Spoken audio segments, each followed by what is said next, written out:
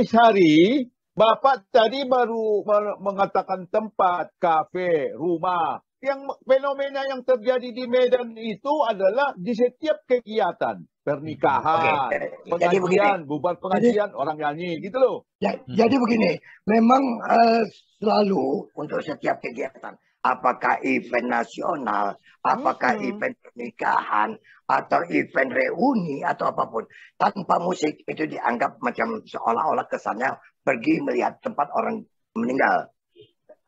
Kan itu tidak ramai suasana tuh Ya, jadinya. tapi Bang, itu kan tren. Jadi kayak nggak salah lah kita bahas itu kan tren ya. Artinya gini, ada masanya. Aku gini gambarkan dulu apa. Memang musik ini atau live. Aku kan punya juga 2 tempat keluarga yang buka kafe kan begitu ya. Ya mungkin Ari tahulah itu kan 2 tempat itu. Satu A1 dan Aulia Lubis, satu ya, satu. Memang terasa. Begitu kami waktu itu dilarang untuk memutar live musik, itu terasa tuh pelanggan itu turun, kan begitu. Tapi begitu diulangi kembali dengan musik, ternyata memang kehadiran pelanggan itu akan meningkat lagi.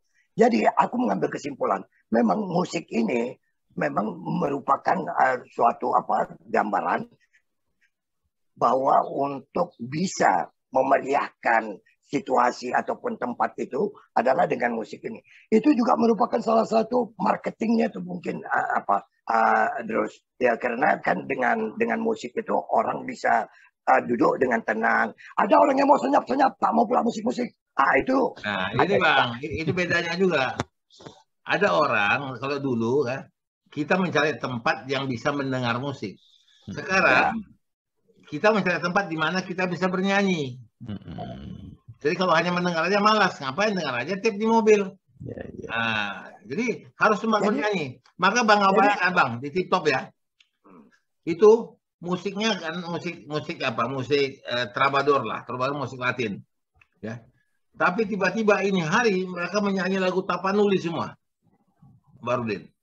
Dan yang datang itu memang penyanyi. Jadi mereka ini gini, orang-orang itu termasuk kita lah barangkali ya, itu punya modal, ada modalnya nyanyi. Jadi artinya ada beberapa lagu yang dia kuasain. Kadang-kadang kalau kita ketemu itu di mana-mana ketemu dia nyanyi lagu itu aja gitu kan. Tapi paling tidak dia kepengen menunjukkan. Ada kawan Bang Halis, itu dia dokter ya. Asal ini dia banyak lagu pembendaharaan, asal ada acara dia pasti nyanyi. Jadi ada orang kadang-kadang ingin mengeksplor kemampuannya di tempat-tempat seperti itu. Nah, ini satu kebiasaan sebenarnya ya. Jadi kenapa nyanyi? Nyanyi itu dapat merangsang otak. Jadi orang itu lagi menikmati segala sesuatu. Dan itu sudah berkurang. Kalau dulu dari setiap acara selain nyanyi ada poco-poco. Di mana-mana nyanyi pasti ada poco-poconya. Jadi foto memang semua. Iya, jadi poco-poco tuh. Aku coba menangkap apa yang kata Bahar ya, yang dikutipnya dari Harian Kompas, boleh dikatakan kalau bukan fenomena, tapi ya sedikit fenomenal lah. Kalau di kampung-kampung tuh justru, kalau kita mau mengadakan perhelatan, itu malah bukan yang punya pesta yang sibuk. Tetangga-tetangga kiri kanan, apa bandnya, apa keyboardnya. Ada keyboard nggak? Ada keyboard nggak gitu ya? Ada keyboard enggak, malah di keyboard itu mereka pilih ada enggak yang mak lampirnya. Aku tuh kasih tahu itu tuh. Ada keyboard mak lampir enggak gitu. Ada mak lampir enggak? Begitu mak lampir kalau kita sebut mereka yang menentukan kepada yang punya pesta. Jadi kan begitu. Karena pilih mak lampir yang sana kata. Karena begitu tengah malam itu kan suasana jadi makin meriah, ya kan? Jadi kalau itu yang fenomena yang terjadi di kampung-kampung, kenapa di perhelatan, di apakan itu jadi kembali. Iya. Nah, jadi tentang pendengar musik, aku sudah coba membaca juga mengapakan.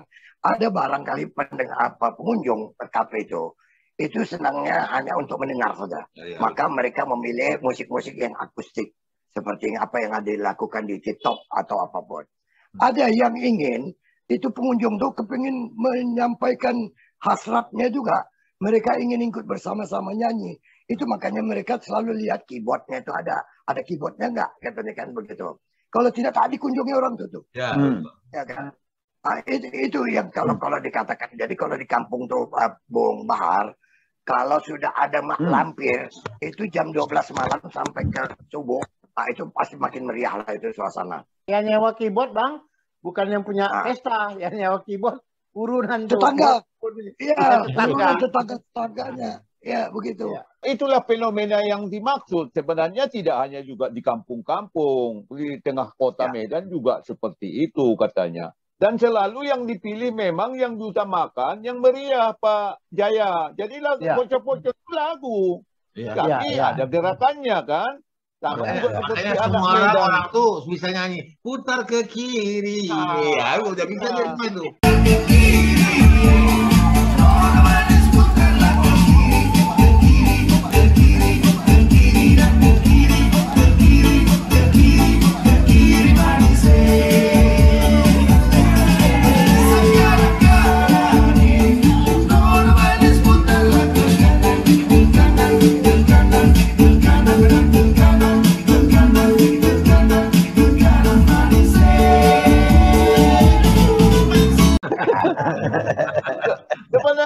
Sebenarnya itu, dan ini di masyarakat. Kalau di lingkungan pejabat sebenarnya udah umum. Tapi aku suka. Sampai saya beli alat-alat musik.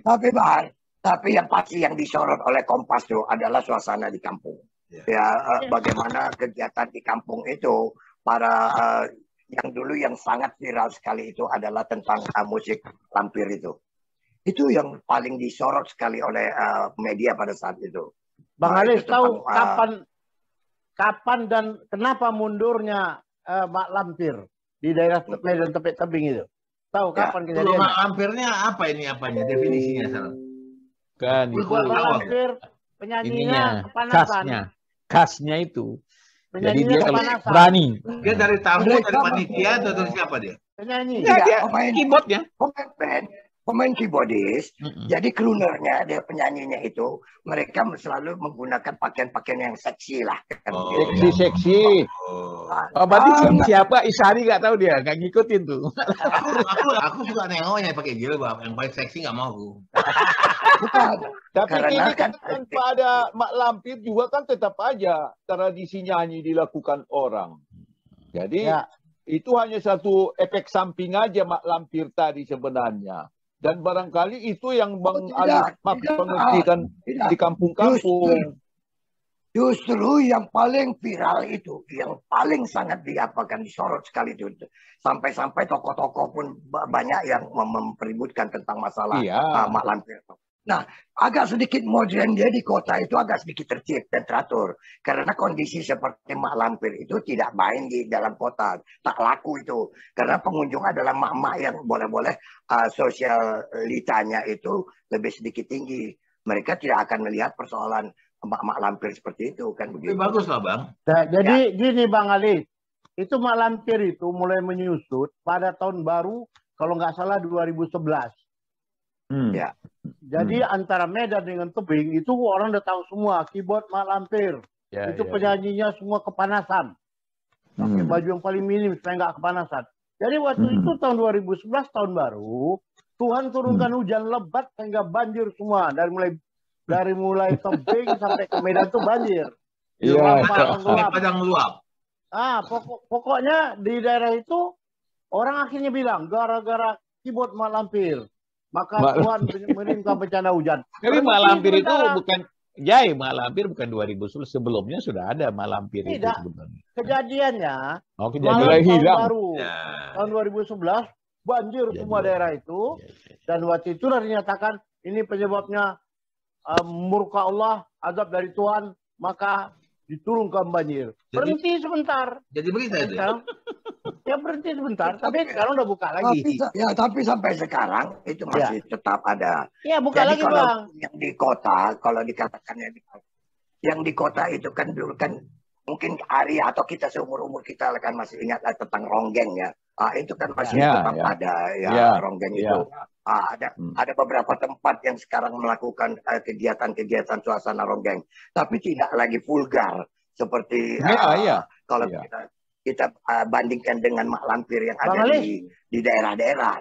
Ronggeng itu memang tidak boleh vulgar. Karena pemain ronggeng, penari ronggeng itu menyentuh perempuan itu nggak boleh. Iya. Jadi memang kau harus bedakan ronggeng dengan joget. Kayak di pasar malam dulu, di pasar malam itu justru persentuhan itu yang colek pantat, colek bukan ronggeng, colek pantat, colek pinggul itu pakai tiket itu loh. Jadi kalau ada orang yang punya tiketnya banyak, itu boleh colek. Tapi kalau cuma satunya dia punya tiket, itu nggak boleh colek lah pula. Ya kan? Itu bukan prime customer. Tapi sekarang nggak pakai tiket, tapi pakai uang cash semua, nggak pakai tiket lagi, uang cash. Enggak, ada yang dia punya cuma tiket satu, cuma dia nyolek pas tempat yang strategis. Nah, itu masalahnya. Ya, sekali aja itu dia turun. Pak Ishari, selalu dalam kehidupan itu ada aja efek samping. Bang Halis, bicara ronggeng ini bicara budaya Melayu ya, ronggeng ya kalau nggak salah ya. Jadi gini, aku mau tanya juga di kesempatan ini. Dulu aku pernah sampai terkesan ronggeng itu adalah sesuatu yang kurang bermartabat gitu. Jadi pada saat itu ada acara, kemudian kami nih grup-grup ini ada teman ngajak beronggeng pejabat itu nggak mau. Besok ada komentar, mana mau pejabat itu dia ajak ronggeng. Yang ngajak itu nggak punya otak. Nah, pada mulai saat itu ada stigma terbangun di benakku. Berarti ronggeng itu sesuatu yang tidak bermartabat, artinya tidak bagus. Nah, tapi akhir-akhir ini siapa si kawan kita Atan malah menghidupkan itu, dan aku ikut di grup itu, dia ajak diundang. Berarti ronggeng ini juga punya nilai yang ternyata beda dengan apa yang aku asumsikan dulu gitu loh. Nah, sekarang ronggengnya si Tatan itu ada kode etik, penyanyi perempuan dan laki-laki nggak boleh bersentuhan. Itu ronggengnya si yang begitu itu tarling. Nah, itu lain. Ronggeng duku paru. Dulu itu mungkin karena kita membaca bukunya si Ahmad Tohari, Ronggeng Duku Paru. Nah, itu bercerita bagaimana seorang ronggeng itu akan didewikan sekali, dan bahkan nanti malam habisnya meronggeng itu orang bayar untuk tidur sama dia. Dan itu diketahui oleh istri-istri. Jadi begini, memang terjadi perubahan dari Serampang 12 beralih ke ronggeng. Ronggeng yang punya etika seperti Pak Jaya bilang, bari lagi kena coel-coel. Kan sama aja kan sebenarnya. Sama juga kalau di Jawa Barat, apa itu? Sinden. Jaipongan. Apa? Jaipong, Bang. Jaipongan. Jaipong. Jawa Barat Jaipong. Sama ceritanya tadi persoalan lampir itu. Ya, Jaipongan kalau Jawa Barat. Nah, ketika kemudian terjadi coel-coel atau ronggeng duku paru, masukkan tangan ke buah yang dua itu, paru mulai kemudian berkembang macam-macam kan. Tapi pada awalnya kan sebenarnya positif semua. Nah, mungkin kalau yang kita lihat ini sebenarnya fenomena umum aja yang arti positif yang terjadi di Medan. Yang sebenarnya kita juga udah merasakan dari kecil. Kalau di orang ketemu orang Batak bisa nyanyi dong katanya. Karena memang tradisi itu kan nyanyi itu sudah biasa. Jadi jangan dicampur adukan antara side effect atau efek samping atau faktor-faktor negatif dengan apa yang sesungguhnya. Bang Bahar, kalau tidak ya. Bukan semua efek samping itu. Kadang-kadang yang laki-laki yang ronggeng itu efek depan juga ada, Bang. Efek depan. Oh iya, tapi namanya. Jadi tinggal bagaimana pelaku-pelaku itu memanfaatkan seni itu menjadi bagus atau menjadi jelek. Bang Halis, yang menarik bagi aku ketika tulisan itu dikasih oleh Bahrudin ada di Kompas dan kemudian itu jadi perhatian, aku melihat ada satu kegembiraan di Medan itu. Ada euforia, suasana yang optimis, ya. Mereka tidak ketakutan lagi dengan adanya kriminal, tidak lagi takut dengan COVID yang sangat Omikron disayangkan. Nah, ada suasana gembira di mana-mana, ibu-ibu pada ceria. Jadi ini ada tanda-tanda bagus bagi Kota Medan. Maka jadilah PON nanti 2004 itu, bagus itu. Jadi kita mesti ke Medan, Din. Iya, saya setuju. Kemarin di Mahita Jolo. Jadi dan kecenderungan laporannya itu juga Bang Halis dengan prokes mereka. Jadi menyanyi tapi dalam kondisi prokes. Makanya tadi ada yang membawa mic sendiri kan, supaya tidak pakai mic yang campur baur gitu loh. Jadi sebenarnya ini positif itu sebenarnya yang digambarkan.